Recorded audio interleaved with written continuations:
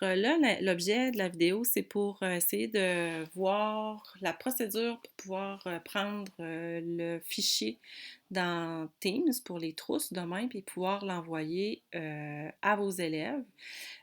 Donc, l'envoi va se faire via courriel, donc par mosaïque, pour que les parents puissent le recevoir et les élèves aussi. Parce que si on le laisse juste dans Teams, les parents n'auront pas accès, en tout cas ne pourront pas voir. Donc, en l'envoyant par courriel, les deux, élèves et parents, vont pouvoir le recevoir. Ce qui n'empêche pas après de le mettre dans Teams.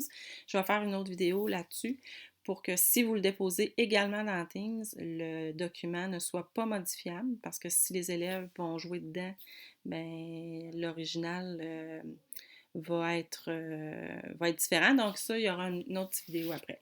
Donc là, je partage mon écran. Donc ici, ce que vous avez, vous allez avoir, bon, quand on rentre dans Teams, vous avez ça ici, la mosaïque avec toutes les équipes dessus. Donc, dans l'onglet Équipe, on clique sur SBP. Donc, ça, je pense que c'était correct pour tout le monde dans le canal enseignant. Et là, vous avez accès au fichier. Donc, ici, vous allez choisir le dossier COVID-19.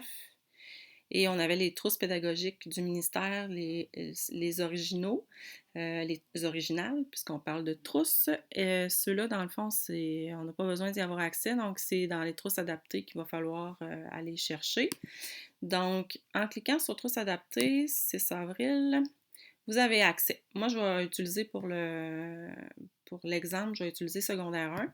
Alors, par exemple, si je voulais avoir accès à secondaire 1 ici, ce que vous allez venir faire, c'est cliquer sur les 3 petits points qui sont là. Et on a ouvrir, copier le lien, tout ça. Donc, on ne copie pas le lien parce que sinon, ça nous amène direct là-dedans. Puis là, les élèves pourraient venir modifier. Donc, il faut aller vraiment télécharger. Donc, on télécharge le dossier. Il va apparaître ici en bas à gauche. Donc, vous voyez, il est apparu ici à gauche. Et vous allez cliquer dessus et faire ouvrir. En fait, ce que ça fait, c'est que ça va ouvrir dans votre Word sur l'ordinateur. Donc, je l'ai ouvert. Et je vais faire fichier enregistrer. Donc là, vous l'enregistrez où vous voulez sur votre ordi. Donc, moi, je vais l'enregistrer, exemple, sur le bureau. Mais en fait, il est dans les téléchargements aussi. Fait qu'on pourrait le laisser dans le téléchargement. Mais si vous êtes moins à l'aise avec ça, moi, il apparaît dans mes téléchargements ici, là, dans la liste. Sinon, vous y allez avec... je vais l'enregistrer sur mon bureau de l'ordi. J'enregistre. Ce que vous allez faire maintenant, on ferme tout ça, on s'en va dans Mosaïque, donc on y a accès par Commission scolaire Côte-Sud. On va dans Mosaïque, pas Mosaïque parents, mais Mosaïque portail.